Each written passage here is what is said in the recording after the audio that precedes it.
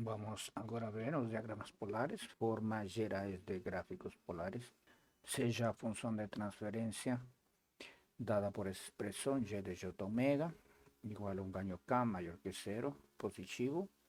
Temos um conjunto m de zeros, temos um conjunto n maiúsculo de polos na origem e p polos reais fora da origem. Então, sejam n minúsculo igual a n mais p e m os graus do polinômio do denominador e do numerador, respectivamente. Ainda n maior que m. Vamos analisar o comportamento de a função de transferência senoidal quando ômega tende a infinito. Há dois casos possíveis.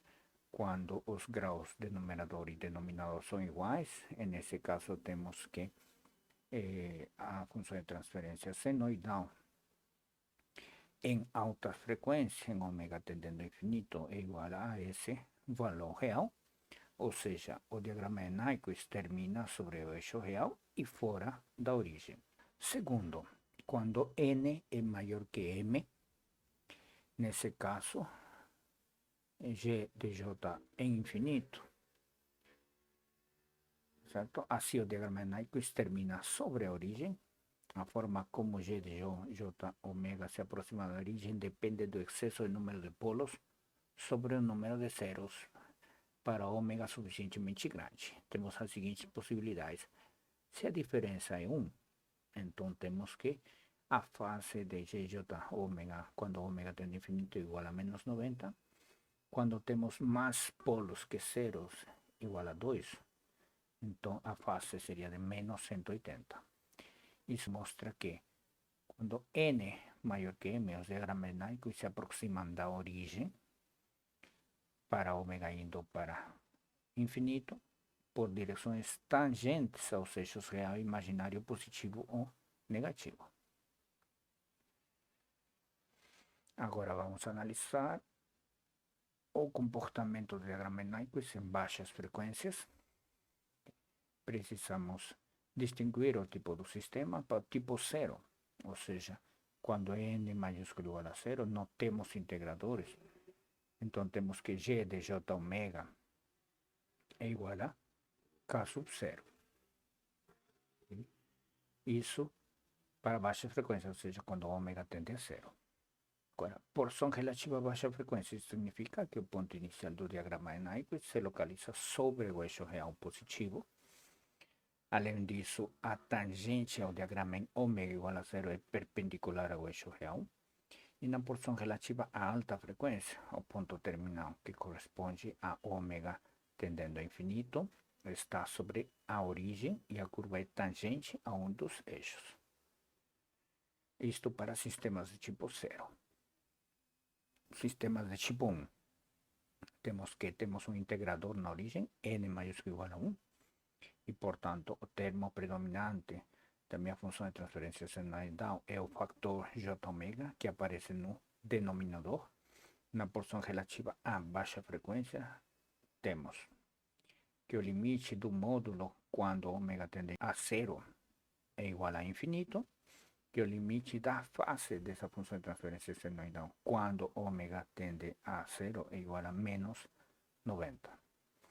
Isto significa que em baixas frequências o diagrama de Nyquist é assintótico a uma reta paralela ao eixo imaginário, certo? Então estas são as assíntotas que vamos a ter que verificar se elas existem ou não. Porção relativa a alta frequência. Quando ômega tende a infinito, o módulo torna-se nulo e a curva converge à origem, tangenciando um dos eixos. Isto para sistemas de tipo 1. Sistemas de tipo 2. Temos dois integradores na origem, n maiúsculo igual a 2, e portanto o termo predominante dessa função é o fator j omega ao quadrado que aparece no denominador, assim.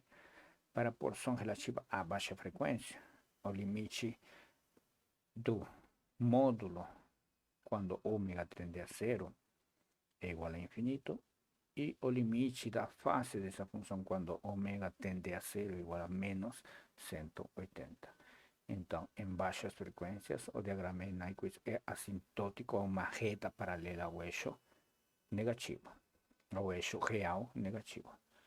Porção relativa a alta frequência, em ômega tendendo a infinito, módulo termo assim nulo e a curva é tangente a algum dos eixos. Okay?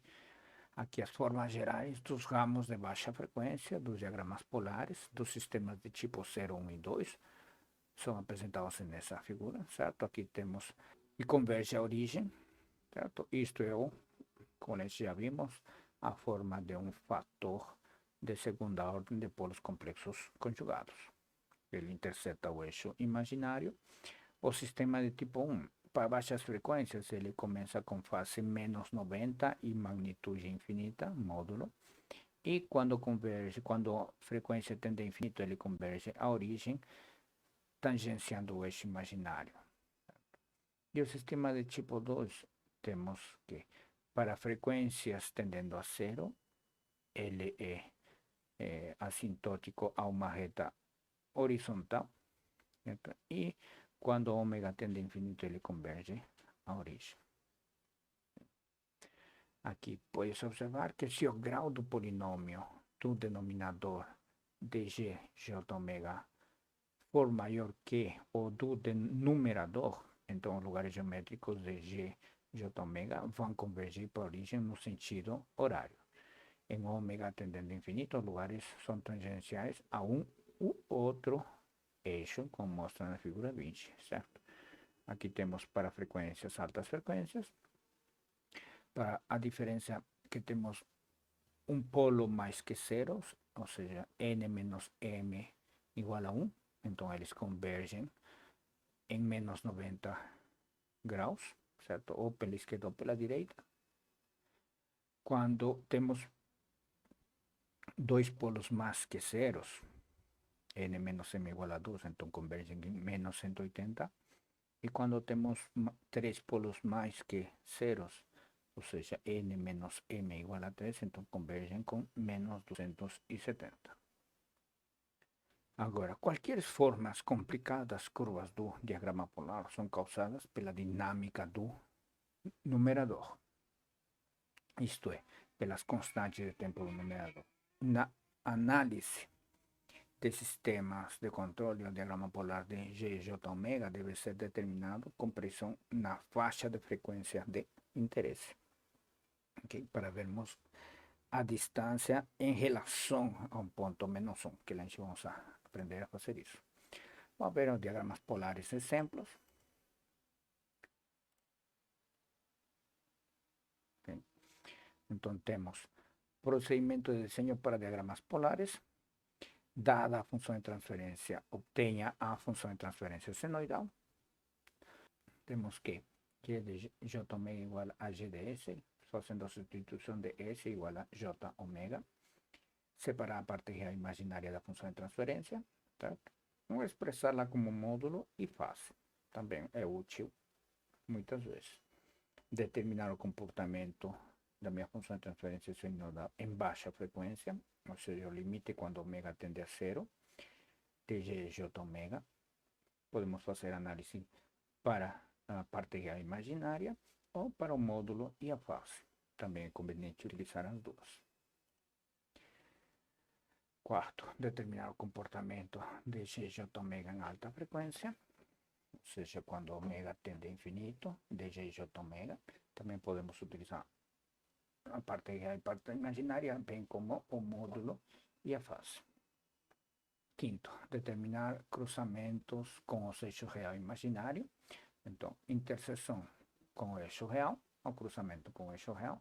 A parte imaginária tem que ser nula, ou seja, I de ômega igual a zero. Daí se resolve e se obtém a frequência para o cruzamento do eixo real. Interseção com o eixo imaginário, ou seja, a parte real de minha função de transferência senoidal tem que ser zero.